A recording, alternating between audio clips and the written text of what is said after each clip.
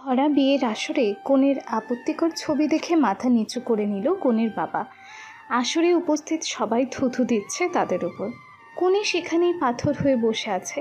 সে জানে এখন যদি সে কিছু বলে তাহলে হিতে বিপরীত হয়ে যাবে, আর তার কাছে প্রমাণও নাই। বরপক্ষ নানানভাবে কনের বাবাকে অপমান করে চলে গেলেন সেখান থেকে। মিনিট 10-এর মধ্যেই পুরো বিয়ে বাড়ি থমথমে হয়ে গেল। বিয়ের আসরে শুধু থেকে গেল 4 জন ব্যক্তি, যাদের মধ্যে 2 জনের মুখে বিষাদের ছায়া হলো, একজনের মুখে তৃপ্তির হাসি। কে সেটা পরে জানবেন। নুহাস চৌধুরী এগিয়ে গেল কনের বাবার কাছে। তার কাঁধে হাত রাখতেই তিনি কান্নায় ভেঙে পড়লেন। নুহাস কনের বাবাকে আশ্বাস দিয়ে বলল, আমি আপনার মেয়েকে বিয়ে করব।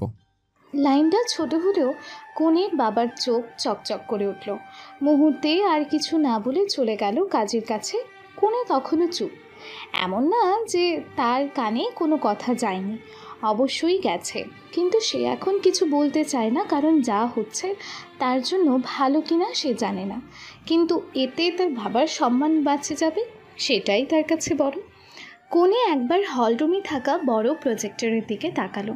সেখানে স্পষ্ট তার আর অচেনা এক পুরুষের জড়িয়ে ধরা, কিস করা, এক বিছানায় শোয়া কিছু ছবি দেখতে পাচ্ছে।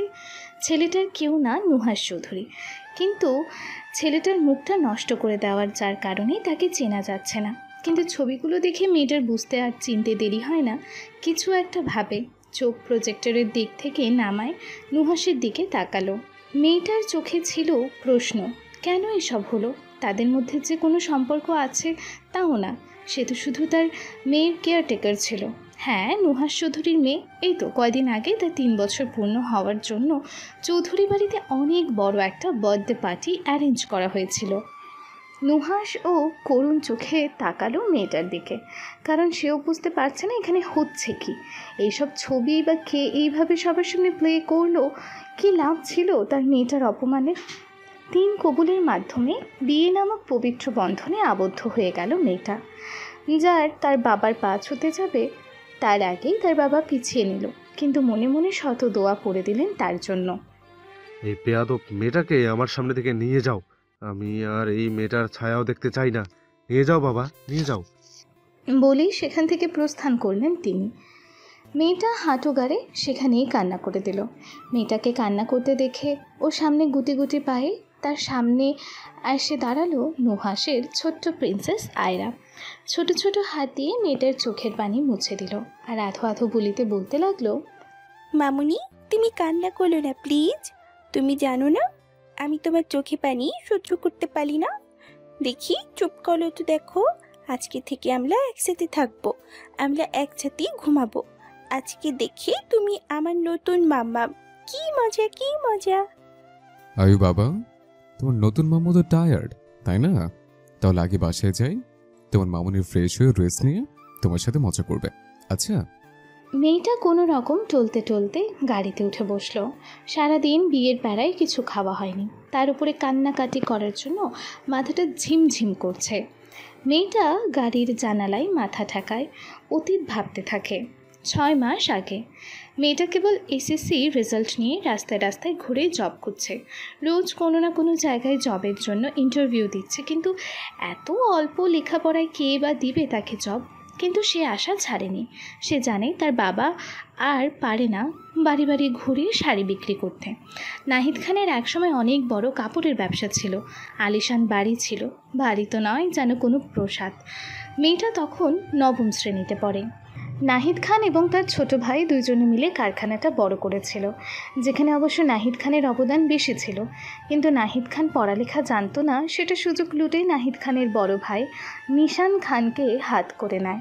নাহিদ খানের কম্পিটিটররা নিশান খানও টাকার লোভে পড়ে যায়। ছল করে নাহিদ খানের সকল সম্পত্তি নিজের নামে করে নেয়, আর কারখানা বিক্রি করে পাড়ি জমায় বিদেশে। নাহিদ খান তখন রাস্তায় অনেক কষ্টে লোন নিয়ে বাড়ি বাড়ি শাড়ি বিক্রি করে বেরোন। তিনি বর্তমানে একটা ভাড়া বাড়িতে থাকে, তারা সবাই মিলে। মেয়েটা আজকেও গেছিল ইন্টারভিউ দিতে, এমনকি পোস্টটা সে পায়েও গিয়েছিল, কিন্তু তাদেরকে সে পোস্টটার জন্য 50,000 টাকা দিতে হবে, যার কারণে সে পোস্টটা আর পাইল না। তার কাছে এত টাকা নাই। প্রাইভেট পড়ায় যা পায় তার মধ্যে অর্ধেক চলে যায় ঋণ পরিশোধ করতে, আর বাকি কলেজের ফিস দিতে। মেয়েটা আনমনে রাস্তা দিয়ে যাচ্ছিল। হঠাৎ তার নজর যায় রাস্তায় হেঁটে যাওয়া 2.5 বছরের বাচ্চা মেয়েটার দিকে। মেয়েটা কি মনে করে ওদিকে যেতেই দেখতে পারলো একটা প্রাইভেট কার ফুল স্পিডে সে মেয়েটার দিকেই আসছে। আঁতকে উঠল মেয়েটা, দৌড়ে পিচ্চিটার কাছে যেয়ে তাকে বুকে জড়িয়ে নিয়ে সেখান থেকে সরে যায়। মেয়েটা পিচ্চিটার মুখ দেখে ভয় পেয়ে যায়। দুধে আলতা মেয়েটার নীল রঙা চোখে পানি চিকচিক করছে, চোখ দুটো লাল হয়ে ফুলে আছে, সাথে গালে পানির দাগ স্পষ্ট। পিচ্চিটাকে কিছু জিজ্ঞেস করার আগেই একটা লোক আসে, পিচ্চিটাকে নিজের কোলে নিয়ে নেয়। লোকটার কোলে যাইতেই পিচ্চিটা আবারও চিৎকার করে কান্না শুরু করে। মেয়েটার দিকে হাত বাড়ায় দেয়, মেয়েটাও সাথে সাথে তাকে কোলে তুলে নেয়। লোকটা হতভম্ব হয়ে যায়। আমি যাবো না ওই লোক তাল কাতে, ভালো না, পচা লোক। মেয়েটা অবাক হয়ে যায় পিচ্চিটার কথা বলার ধরন দেখে। চিল্লিয়ে কান্না করার কারণে সুরটা কিছুটা মোটা হয়ে যাওয়ায় অসম্ভব কিউট লাগছে, আবার যেভাবে ঠোঁট উল্টে কথা বলছে। সরি মিস, আসলে আমার মেয়েটা বড্ড জেদি। কয়েকদিন আগেই জ্বর থেকে উঠল, আর আজকে আবার আইসক্রিম খাইতে চাওয়াতে আমি মানা করেছি দেখে আমার বোনকে বলেছে, সেও মানা করে কান্না করতে শুরু করে দিয়েছিল। তাই ধমক দেওয়াতে কখন বাড়ি থেকে বেরিয়ে আসছে। মাথা নিচু করে অপরাধীদের ন্যায় জবাবদিহি করছে। বড্ড হাসি পেল মেয়েটার। যাই বলুন, এরকম কিউট মেয়েকে ধমক দেওয়া আপনার উচিত হয়নি। নিশ্চয়ই প্রথম এরকমভাবে বকেছেন। জি, আমার কলিজা, সে কোনোদিন বকা খায়নি। সকালবেলা মুডটা একটু খারাপ থাকায় বকে ফেলেছে। নুহাস আয়রাকে কোলে নিতে যাবে, কিন্তু আয়রা যাবে না। সে আরও সটে দাঁড়ায় মেয়েটার সাথে। মিস, আমার মনে হয় না সে এখন আসবে, বড্ড জেদি সে। আপনি যদি কষ্ট করে আমার বাড়ি পর্যন্ত আসতেন। বোঝাই যাচ্ছে সে যাবে না, কিচ্ছু করার নেই। এমনিতে পরীটা অনেক কেঁদেছে, আর ওর চোখে পানি ঝরাতে চাই না। চলুন। জি। ওরা যাইতে থাকুক, আমরা পরিচয় জেনে নিই। বর্ষা খান এবার এইচএসসি এক্সামে অনেক ভালো মার্কস পেয়েছে। বাকি তো আপনার জানাই। তার পরিবারে শুধু সে আর তার বাবা। নুহাস চৌধুরী, চৌধুরী গ্রুপ অফ ইন্ডাস্ট্রির ওনার। 2 বছর আগেই তার বিয়ে হয়েছিল। বিয়েটা লাভ ম্যারেজ ছিল, কিন্তু ওর বউ ওকে থুয়ে চলে গেছে যখন তার মেয়ের বয়স কেবল 6 মাস। তারপর থেকে নুহাস আর কাউকে বিশ্বাস করতে পারে না, নিজেই নিজের মেয়েকে বড় করেছে। তার একটা ছোট বোন আছে অবশ্য, বর্ষার বড়। এবার MA করছে নাতাশা চৌধুরী। আর নুহাসের বাবা মা নিহাল চৌধুরী এবং নীলিমা চৌধুরী। নুহাসের গাড়ি এসে থামলো নীল রঙের বিশাল এক দালানের সামনে, এক কথায় কোনো মহলের সামনে। গাড়ি থেকে নেমে বর্ষার চোখটা জল জল করে উঠল, কারণ এটা ওরই বাড়ি ছিল, যেটা তার চাচা বিক্রি করে দিয়েছিলেন। এত বছর পর নিজের জন্মস্থানটা দেখে চোখে পানি চলে আসছিল। অনেক কষ্টে নিজের চোখে পানি আটকে নুহাসের পেছনে হাঁটা শুরু করলো।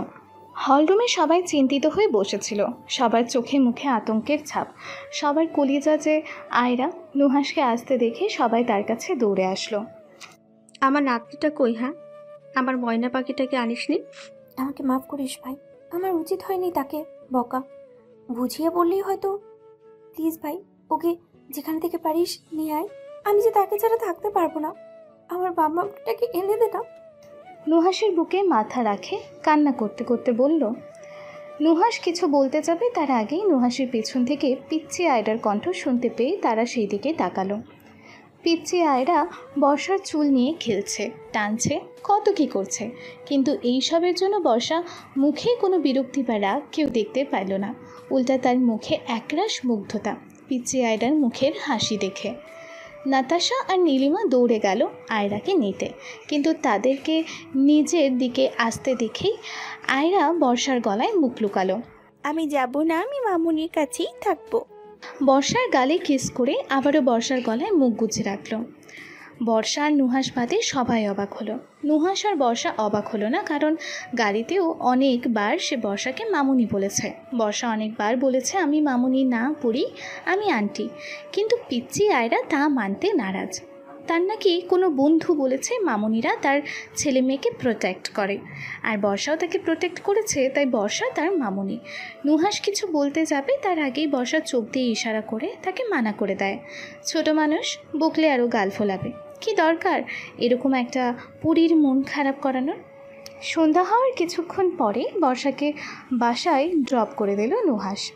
সারা দিনে থেকে এতটা তো বুঝে গেল নুহাস প্রচণ্ড রাগী টাইপের ছেলে, যা বলে তাই করে। আর তার এই বদলানোর কারণ নাকি তার এক্স বউ। অবশ্য এখনও এক্স হয়নি, কারণ সে বর্তমানে কই আছে কেউ জানে না, যার কারণে তাদের ডিভোর্সও হয়নি। বর্তমানে বর্ষা তাদের প্রথম দেখার কথা ভাবছিল। এমন সময় গাড়ির ব্রেক কষায় বর্ষা কিছুটা অপ্রস্তুত হয়ে নিচে হেলে যায়। সিট বেল্ট না পরার কারণে সামনের সিটের সাথে ধাক্কা খায়। অজস্র ব্যথা পায় না, কারণ নুহাস আগেই তার হাতটা সেখানে দিয়ে দিয়েছিল। এই মেয়ে, এত বড় হয়ে গেছো আর এখনো সিট বেল্ট লাগানোর কথা বলে দিতে হবে? তোমার এই অবস্থা হলে আমার মেয়েকে যে কি শিখাইবা আল্লাহ ভালো জানে। মিস্টার নুহাস, আপনি আমাকে যা বলার বলবেন, কিন্তু একদম বলে দিচ্ছি আমার শিক্ষা নিয়ে একদম প্রশ্ন তুলবেন না। কারণ আপনি ভালো করেই জানেন 6 মাসের মধ্যে আপনার মেয়ে পরিবর্তন হয়েছে। হ্যাঁ, তো তুমি কি সেটা করে আমার উপর উপকার করে ফেলেছ? তুমি কি বদলাইছো? কারণ ওই সারাদিন তোমার সাথেই থাকে, সে তোমাকে জ্বালাতো, আমার কি? দেখেন, আমি কিন্তু একদম ঝগড়া করার মুডে নাই। তো কি ডান্স করার মুডে আছো? অবশ্য থাকারই কথা, এত সুন্দর স্মার্ট একটা ছেলে পেয়েছ। তোমার তো 7 আসমানও থাকার কথা। হাসছি আমার সুন্দর। নিজের চেহারা আয়নাতে দেখেছেন কোনোদিন? সাদা চামড়া মেয়েদের মতো গালে টোল পড়ে, হাসলে মনে হয় সুপারি চাবায়া রাখছে। হ্যাঁ, নিচে যে কোন রূপবতী, যে না ময়দার ড্রাম, তার উপরে আবার হাসে তো মনে হয় পেতনি হাসছে। 2 সাইডে 2টা দাঁত বের হয়, দেখে মনে হয় আস্ত একটা রাক্ষসী। দুইজন আরও কিছুক্ষণ ঝগড়াটা জারি রাখত, কিন্তু বাদ রাখল আয়রার ঘুম। গাড়িতে চড়ার সাথে সাথে ঘুমিয়ে পড়েছিল সে। দুইজনের ঝগড়ার আওয়াজে বেচারির আরামের ঘুম হারাম হলো। আয়রা দুইজনের দিকে চোখ রাগানিতে দিতেই দুইজন শান্ত বাচ্চা হয়ে গেল। মাম্মাম, বাবাই তোমরা আবার ঝগড়া করছিলা? তোমরা আমাকে শিক্ষাও যে ঝগড়া করতে নাই, কারোর সাথে আর নিজেরা খালি ঝগড়া করো। সরি বাবা। এটা তারপর তিনজনে গাড়ি থেকে নেমে চলে যায় চৌধুরী বাড়িতে। চৌধুরী বাড়িতে পা রাখতেই কেউ একজন আসে নুহাসকে জড়ায় ধরে। বর্ষা হাঁ হয়ে যায়, আর বাকিরা মাথা নিচু করে ফেলে। নুহাস রাগে ধাক্কা মারে, নিজের কাছে থেকে তাকে সরিয়ে নেয়। অনেকেই নুহাসের বদলে নীল নামটা চেয়েছিলেন, আপনাদের ইচ্ছাই রাখলাম। এইবার আমার চকলেট আইসক্রিম আমার বাড়িতে পাঠিয়ে দিন। কিন্তু নীল সামনে থাকা মেয়েটিকে দেখে হতভম্ব হয়ে যায়। এত বছর পর সে আবারও এই মুক্তি দেখতে পাবে সে আশাও করেনি, কিন্তু তার মন বারবার বলছে, তুই তোর জীবনের সবচেয়ে স্পেশাল মানুষটাকে পেলি, কারণ তোর পাশে তোর স্ত্রী, তোর বর্ষা আছে, যাকে তুই ভালোবাসিস। নীল তার মনের কথাকে পাত্তা দিল না, কারণ সে জানে এটা কোনোদিনও সম্ভব না। তার মনে প্রাণে সব জায়গায় তার প্রথম স্ত্রীর বসবাস।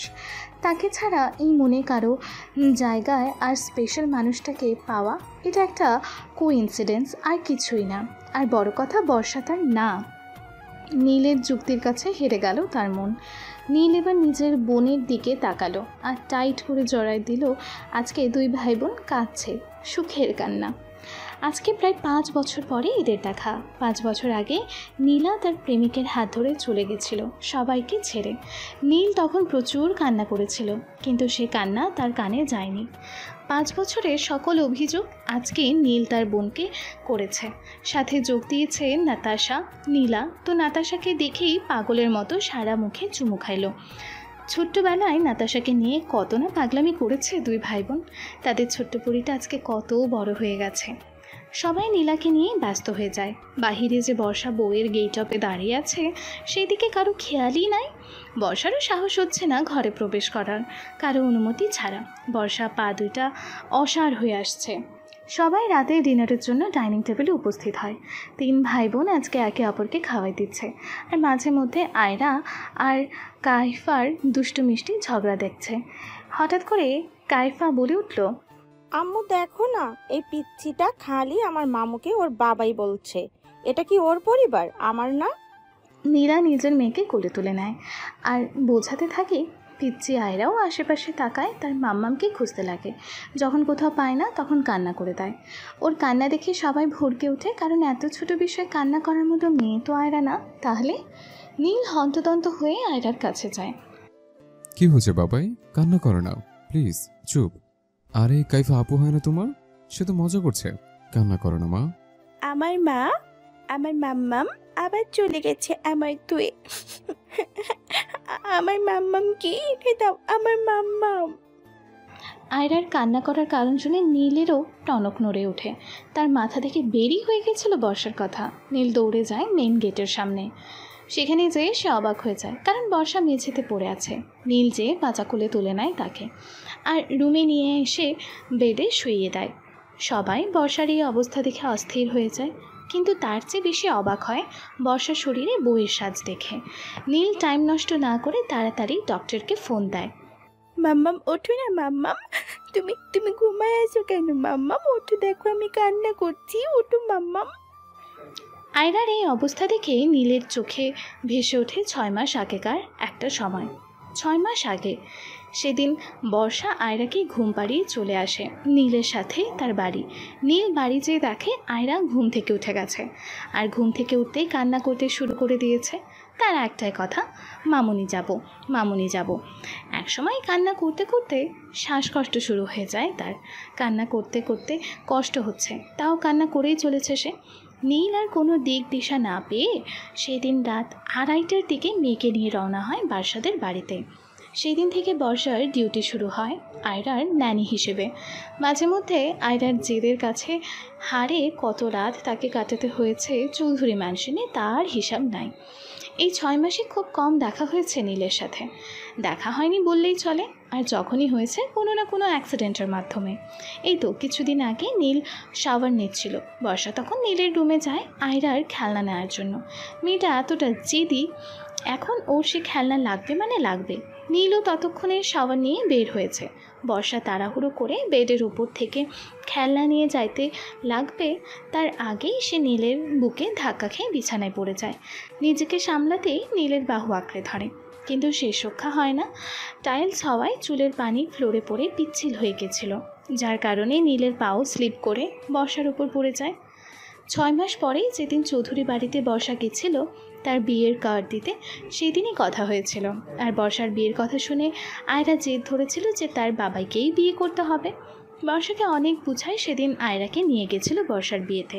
আর হলো সেটাই যেটা আয়রা চেয়েছিল, তার বাবাই আর মামুনির বিয়ে। কিছুক্ষণের মধ্যেই ডাক্তার আসে হাজির হলো। বর্ষাকে চেক আপ করে একটা ইঞ্জেকশন পুশ করে দিলেন। রোগী মানসিকভাবে অনেক উইক, সাথে কান্নাকাটিও মনে হয় বেশি করে। আপনারা ওনার খাওয়া দাওয়ার দিকেও নজর দিবেন। দীর্ঘ সময় ধরে না খেয়ে থাকার জন্য উনি অজ্ঞান হয়ে গেছে। আমি কিছু মেডিসিনের নাম লিখে দিচ্ছি, এইগুলো ওনাকে টাইম মতো করে খাওয়াই দিবেন। আর হ্যাঁ, রাতে মনে হয় জ্বর আসবে, সো কেয়ারফুল। বর্ষার জ্ঞান ফিরবে কখন? ইঞ্জেকশন দেওয়া হয়েছে, কিছুক্ষণের মধ্যেই জ্ঞান ফিরে আসবে। নীল ডক্টরকে বিদায় করে রুমে আসলো। আয়রা কান্না করতে করতে বর্ষার পাশে ঘুমিয়ে পড়েছে। নীল হাতের খাবারের ট্রেটা টেবিলের ওপর রেখে রুমের লাইট অফ করে দিল, আর কাউচে যেয়ে ঘুমিয়ে পড়ল। রাত 2:30টা। নীলের ঘুম ভাঙল কারো গোঙানির আওয়াজ শুনে। লাফিয়ে উঠল সে। ডাক্তার যা বলেছে তাই হলো। বর্ষা জ্বরে পুড়ে যাচ্ছে, সাথে ঠান্ডায় ঠকঠক করে কাঁপছে। পায়ের ব্যথা যেন তাকে আরও কাতর করে দিচ্ছে। নীল উপায় না পেয়ে ছুটল নাতাশার রুমে। নাতাশা তখন জেগে জেগে তার হবু জামাইয়ের সাথে কথা বলছে। কি হয়েছে ভাইয়া? নাতাশা, বোন আমার, দরজা খোল। ভাইয়ের ব্যস্ত গলা শুনে তাড়াতাড়ি দরজা খুলে দিল নাতাশা। কি হয়েছে ভাইয়া?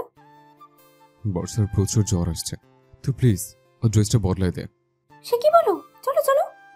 নাতাশা নীলের সাথে ওর রুমে যেয়ে দেখে আসলেই বর্ষা জ্বরে কাঁপছে। নাতাশা তাড়াতাড়ি বর্ষার ড্রেস চেঞ্জ করে নিজের একটা প্লাজো আর টি শার্ট পরিয়ে দিল।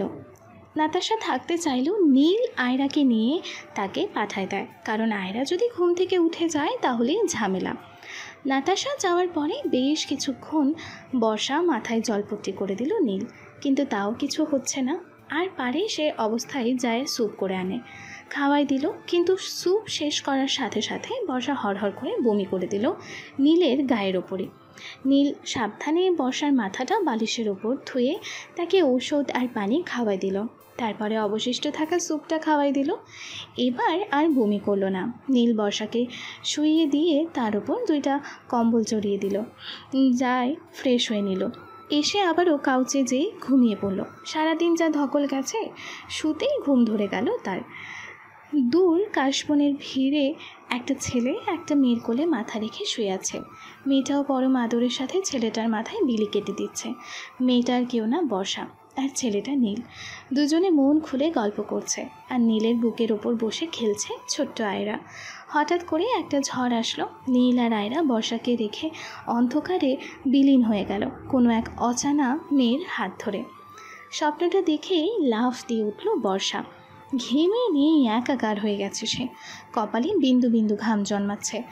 গায়ের ওপর থেকে কম্বলগুলো সরিয়ে পাশে থাকা টেবিল থেকে পানি নিয়ে ঢোক করে পানি খেয়ে নিল বর্ষা।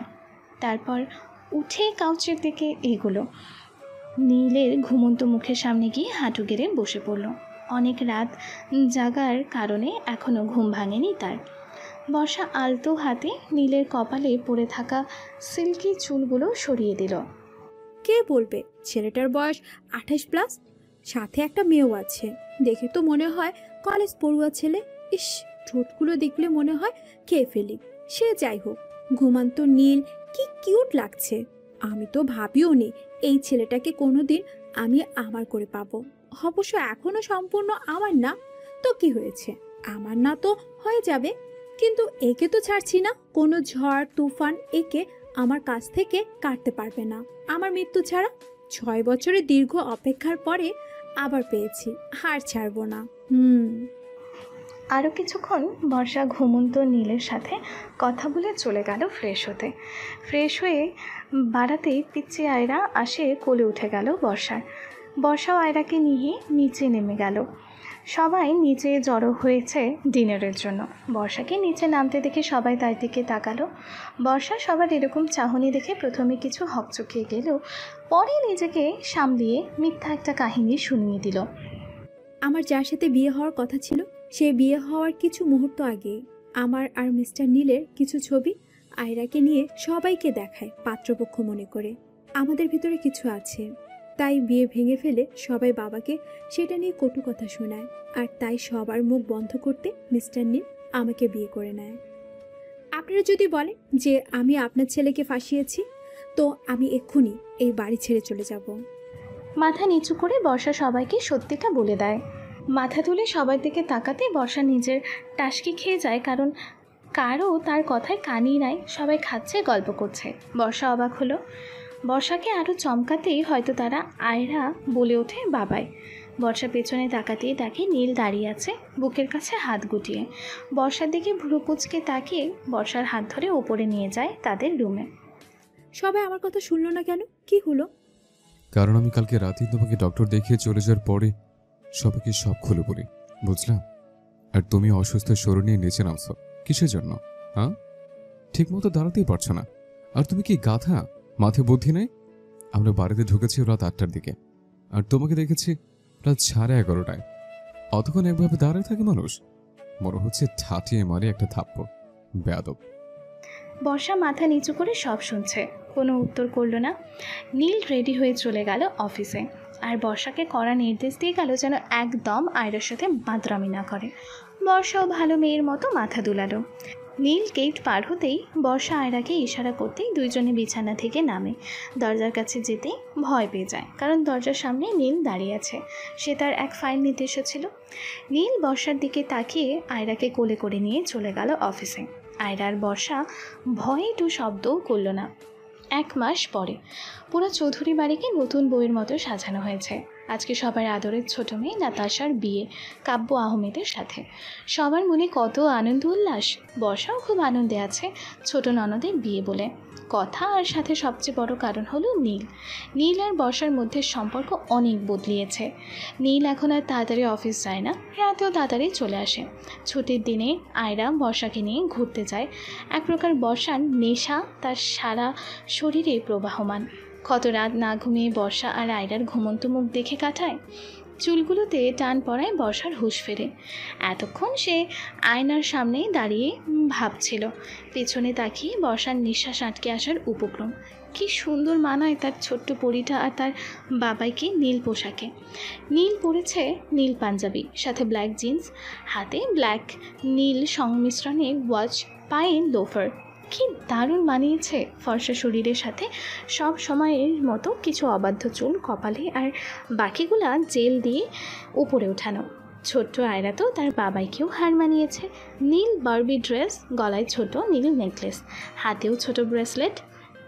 বর্ষাও কম যায় কিসে, নীল জামদানি শাড়ি, গলায় বড় নীল পাথরের হার, মুখে হালকা মেকআপে, ঠোঁটে লাল গাঢ় লিপস্টিক, হাতে বিয়ের চুড়ি, সাথে নীল আর ব্লাউজের সাথে ম্যাচ করে গোল্ডেন চুড়ি, সাথে হাঁটু পর্যন্ত লম্বা খোলা চুল। সে খোলা চুলে ছোট্ট টায়রা বসানো, এক কথায় অপরূপ। নীল তো সে এক পলক তাকায় আছে, আর ছোট্ট আয়রা সে তো তার মাম্মামের চুল মুঠো করে ধরে সেটা নিয়ে খেলছে। আয়রা বসার দিকে তাকিয়ে আধো আধো বুলিতে বলতে লাগে, আমিও সাজবো আমার মামুনির মতো, ওই চোখে ওই কালো কালো দিব, ঠোঁটেও দিব। বর্ষা আয়রার কথা শুনে হেসে দেয়, আর তাকে নীলের কোল থেকে নিজের কোলে নিয়ে যত্ন করে চোখের নিচে কাজল আর উপরে আইলাইনার সাথে লাল লিপস্টিক ছুঁয়ে দিয়ে কপালে নীল টিপ, কোকড়া চুলে একটা টায়রা পরিয়ে দেয়। ছোট্ট আয়রার খুশি আর তাকে খুশিতে বাকবাকুম হয়ে দৌড়ে বাহিরে চলে গেল সবাইকে নিজের সাজ দেখাতে। বর্ষাও হাসে। আয়রার পিছে যাওয়ার জন্য পা বাড়াতে নীল খপ করে বর্ষার হাত ধরে নিল। বর্ষা জিজ্ঞাসু দৃষ্টিতে তাকাতেই নীল বর্ষার খুব কাছে চলে আসলো। বর্ষা আবেশে নিজের চোখ জোড়া বন্ধ করে নিল, কিন্তু অনেকক্ষণ সময় পার হওয়ার পরেও নীলের কোনো হেলদোল না পেয়ে চোখ খুলতেই কানের কাছে ফিসফিস করে বলে উঠল, নীলরাজ্যের রানীর এরকম সাজে রাজাকে ঘায়ল করার অপরাধ হিসেবে আজকে রাজা তার রানীকে একটা শাস্তি দিতে চায়। ছাদে অপেক্ষা করবে রাজা। চলে আসেন মহারানী। নীল বর্ষার কানের লতিতে হালকা করে একটা কিস করে বর্ষার চুলে গোলাপের গাছরা লাগিয়ে শীষ বাজাতে বাজাতে চলে গেল। বর্ষা সেখানেই কানে হাত দিয়ে আছে আহাম্মকের মতো। পুরো বিয়েতে নীলের চোখ রাঙানিতে বর্ষা আর কোনো প্রকার হইহুল্লোড় করতে পারেনি। রুম থেকে বাহির হতেই বর্ষা ধাক্কা খায় আফরানের সাথে। এতদিন পরে নিজের বেস্টুর সাথে দেখা হবে সে কল্পনাও করতে পারেনি। আফরান অবাক, ও সে ভাবেনি এতদিন পরে সে তার বেস্টুকে এইভাবে। দুইজনা মুখের কথা গায়েব হয়ে যায়। বর্ষার চোখ দিয়ে পানি গড়াচ্ছে, আর আফরান সেখানে স্ট্যাচু হয়ে দাঁড়িয়ে আছে। কি রে জান, কই হারিয়ে গেছিলি? হ্যাঁ, একবারও মনে পড়েনি এতটা অভিমান? এইভাবে ভুল বুঝতে পারলি আমাকে? এতটাই অবিশ্বাস ছিল আমার প্রতি? তাচ্ছিলের হাসি দিয়ে বর্ষার চোখের কোণে পানি মুছে দিয়ে, ছবি না আমাকে, সর আমার সামনে থেকে, তুই যা না। তোর সাদিয়া তোর কলিজার কাছে, হ্যাঁ তোর প্রতি আমার বিশ্বাস ছিল, কিন্তু এখন তাই তুই আমার বিশ্বাসের যোগ্য না। প্রতি পদে পদে আমাকে তুই মিথ্যে বলছিস। আসলে কি দরকার ছিল এত অভিনয়? তুই জানিস আমার পছন্দ না আমার প্রিয় জিনিসগুলো ভাগ বসাতে, কিন্তু দেখ না আমার প্রিয় দুইটা প্রিয় মানুষের মন জুড়ে অন্য কারো ছড়াছড়ি। একবার আমার কথাটা শুনবি না? প্রয়োজন মনে করি না বলেই সেখান থেকে দৌড়ে চলে যায়। শুন না রে, এত বছর পরে পেয়েছি, এত তাড়াতাড়ি হারাই কি করে বল? তুই না আমার জান, কিন্তু তুই এখানে কেন সেটা বল না। আগের রাগটা দূর করি, তারপর সব দেখা যাবে। বর্ষা চোখ মুছে দৌড়ে বাহিরে আসছিল। অনুষ্ঠানটা বাড়ির বাহিরে বাগানে হচ্ছে। বর্ষা হঠাৎ করে একটা পাথরের সাথে উষ্টা খায়, আর পড়ে যেতে লাগলেই ধরে নেয় নিলয়, নীলের বন্ধু। সুন্দর মেয়েগুলোর পায়ের নিচে কেন এই পাথরগুলো আসে? তাদের পায়ের নিচে তো গোলাপ থাকা দরকার। বর্ষার মন মেজাজ এমনিতেই ভালো ছিল না, তার উপরে নিলয়ের এরকম কথাতে রাগটা তত্তর করে মাথায় চড়ে গেল। বর্ষা কিছু বলতে যাবে তার আগেই সেখানে আসে নীল। ওদের এরকম ফিল্ম স্টাইলে দেখে ভ্রুজোড়া কুঁচকে তারপর গম্ভীর কণ্ঠে বলল, কি হচ্ছে এখানে? নীলের গম্ভীর কণ্ঠে কেঁপে ওঠে বর্ষা, সাথে তার রাগ পানি চোখে এসে ভর করেছে। একরাশ ভয়, যদি নীল তাকে ভুল বোঝে। নিলয় বর্ষাকে দাঁড় করায়। আর বলিস না, জানিসই তো আই অ্যাম সো হ্যান্ডসাম। মেয়েরা দেখলেই আমার সাথে ধাক্কা খায়। উনি অবশ্য ইচ্ছা করে ধাক্কা খাননি, প্রকৃতি আমাদের মিলানোর জন্য সাজেস্ট করেছে। তাই তো এত পরিষ্কার বাগানে ওনার সামনেই পাথরটা আসলো, আর উনিও আমার উপরে ল্যান্ড করলো। নীল নিলয়ের বলার স্টাইল দেখে রাগে লাল হয়ে গেল বর্ষা বিরক্ত হয়ে সেখান থেকে চলে গেল। ব্রো, তুই মেয়েটাকে চিনিস নাকি? তোর বোনটোন হয় নাকি? বর্ষা ওর বোন শুনে রাগটা আরও বাড়ল, কিন্তু রাগটা নিয়ন্ত্রণ করে বলল, she is my legal wife, stupid. Niloy বেহুশ, ওই ভাবেই নি এবারও ওর সাথে এরকম হবে। আসলে কলেজ লাইফ থেকে ওরা একসাথে, ওই নীল, কাব্য, আফরান, 4 জন বেস্ট ফ্রেন্ড। অবশ্য কাব্য আর নীলের ফ্রেন্ডশিপ ছিল পুরো ক্যাম্পাসে ফেমাস, সবাই তাদের ফ্রেন্ডশিপের অনেক সুনাম করতো। তো কলেজে ভার্সিটিতে যাদের ওপর নিলয় ট্রাই মারতে বা ফ্লার্ট করতে যাইতো, তারা আগে থেকে নীলের ওপর ক্রাশ, না হলে অলরেডি নীলের গার্লফ্রেন্ড ছিল। কি আপনারা কি মনে করেছিলেন নীল ভদ্র? আরে না, কলেজের অর্ধেক মেয়েরাই তার গার্লফ্রেন্ড ছিল। অবশ্য মেয়েগুলো জানতো ওটা শুধু টাইম পাস, তাও ক্রাশের সাথে রিলেশন করতে পারছে, হোক না সেটা কিছুদিনের জন্য। এমনকি নিলয়ের গার্লফ্রেন্ড নীলের জন্য পাগল ছিল। নিলয় এই জন্য এখনও সিঙ্গেল, কিন্তু ও ভাবেইনি যে নীল আবারও বিয়ে করবে, তাও আবার তার লাভ অ্যাট ফার্স্ট সাইট মেয়েটার সাথে। বেচারা ভাঙা মন নিয়ে কোকা কোলা খেয়ে নেশা করতে থাকলো। নীল বর্ষাকে টেনে নিয়ে আসলো স্টোর রুমের খালি জায়গায়। এই মেয়ে, সমস্যা কি তোর? হ্যাঁ, হাঁটতে পারিস না? ছোট তুই, সবসময় এত দূরে দূরে কিসের তোর? হ্যাঁ, ছোট তুই। দেখ তো আয়রা পিচ্ছে হয়ে কি সুন্দর বসে আছে। ও যদি এরকম দৌড়দৌড়ি করতো মারা যেত। কান খুলে শোনো রাখ, আমি অত বড় মনের মানুষ না। যেটা আমার সেটা আমার, চাইলেও না চাইলেও। নিজের জিনিসের উপর কারো স্পর্শ সহ্য করে না নীল, মাথায় ঢোকায় নিস, মনে রাখবি কথাটা। নীল আর কিছু বলতে যাবে তার আগেই বর্ষা নীলের ঠোঁটে কিস করে সেখান থেকে পালায়। নীলের রাগ উধাও, এক প্রকার চমকে ওঠে। সে ভাবেনি বর্ষা এমন কিছু করতে পারে। অবশ্য কিসটা তার খারাপ লাগেনি। পুরো অনুষ্ঠানে নীল বর্ষাকে চোখে চোখে রেখেছে। বর্ষা সুযোগের সদ্ব্যবহার করেছে, কখনো ফ্লাইং কিস তো কখনো মুখ ভাষায়, আবারও সবার আড়ালে চোখ টিপ দিতে ভোলেনি। নীলের চোখ রাঙানি তার গায়ে লাগছে না। বেশি বেরো না জান পাখি, আমি যদি আবার নীলগিরি শুরু করি লুকানোর জায়গা পাবে না। বিকজ নীল আবার একটু বেশি করে সবকিছু, হোক সেটা রাগ বা নীল বর্ষার কানে ফিসফিস করে কথাগুলো বলে চলে যায়।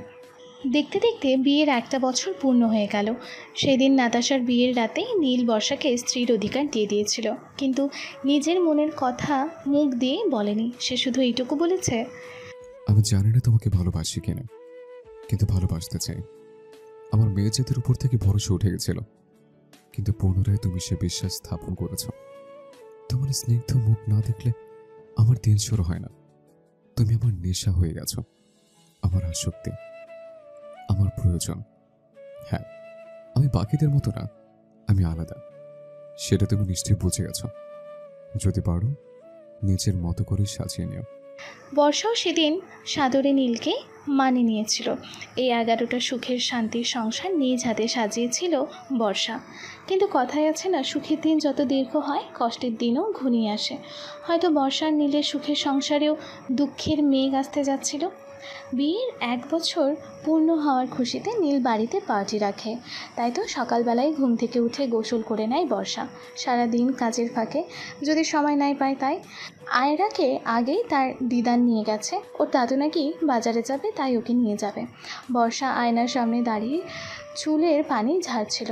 ড্রেসিং টেবিলের বেডের সাইডে হাওয়ায় বর্ষার চুল ঝাড়ার সময় পানিগুলো আসে পড়ছিল নীলের মুখে। নীল আগে থেকেই জাগনা ছিল।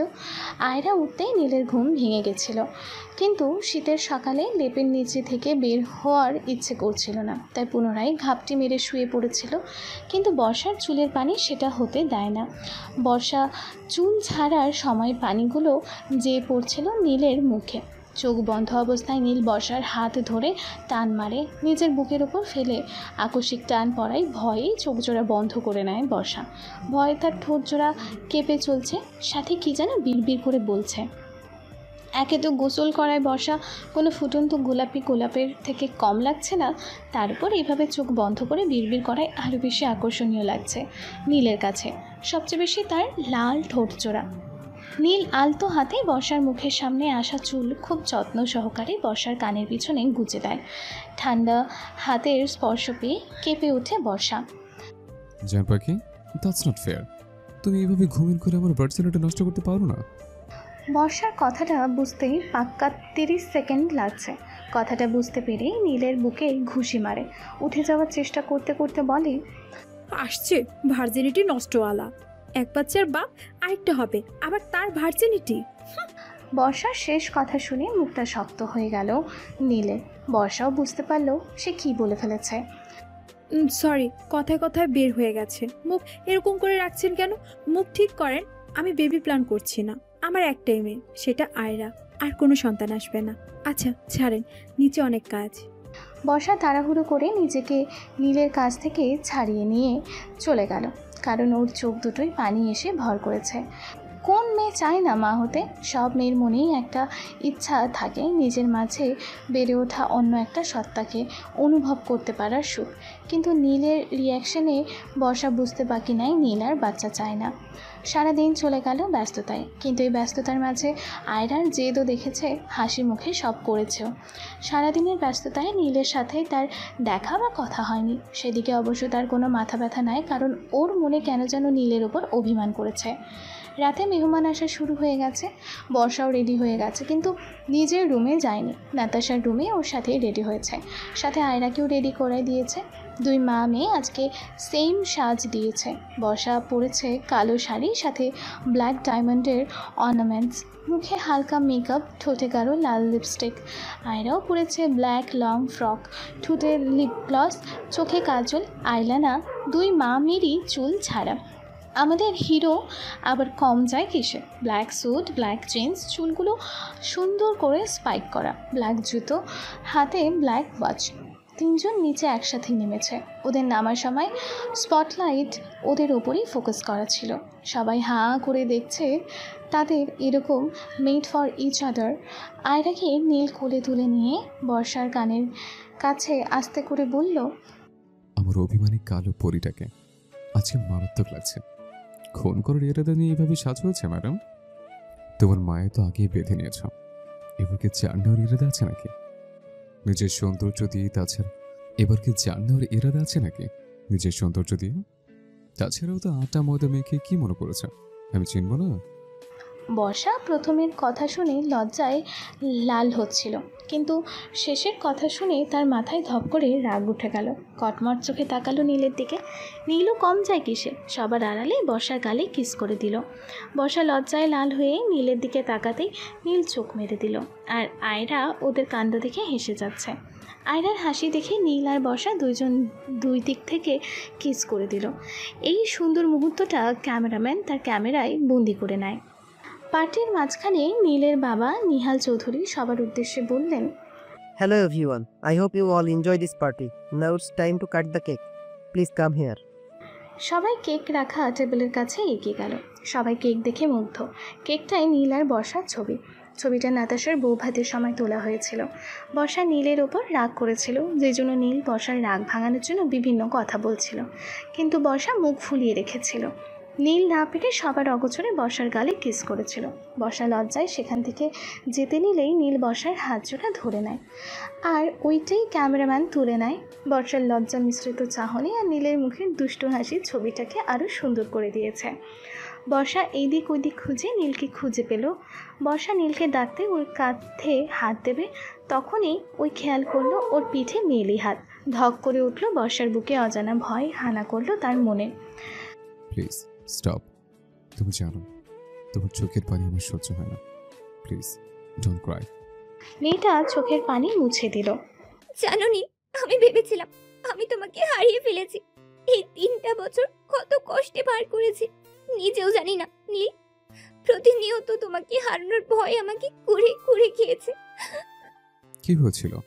তুমি তো আমাকে চিঠিতে লিখেছিলে তুমি আমার সাথে থাকতে চাও না, কারণ আমি তখন এরকম বড়লোক ছিলাম না। তুমি এত বছর পর আমাকে এই চিনেছো? তোমার আসলেই মনে হয়েছিল আমি টাকার জন্য তোমাকে ছেড়ে দেব? নিজের মেয়েকে, যার তখন 1 বছরও পূর্ণ হয়েছিল না। তাহলে সেদিন ওই লোকটার সাথে, আমার এক্স বসের সাথে কেন গেছিলা? তাহলে শোনো, আমার নতুন জবে জয়েনিং হওয়ার পরে তুমি যেদিন তোমার বসকে খাবার দাওয়াত দিয়েছিলে, সেদিনের পর থেকে তিনি বেশিরভাগ আসা শুরু করলো। তুমি না থাকাকালীন অনেক বেশি আসতো। মাঝে মাঝে বিভিন্ন ইঙ্গিত দিয়ে কথা বলতেন আমাকে। তোমাকে বলতেও নিষেধ করেছিলেন, বলেছিলেন যদি তোমাকে কিছু বলি তাহলে তোমার জব উনি কেড়ে নেবেন। আর তুমি তো জানতা তখন তোমার জবটা কতটা প্রয়োজনীয় ছিল। তাই আমি চেয়েও কিছু বলতে পারিনি।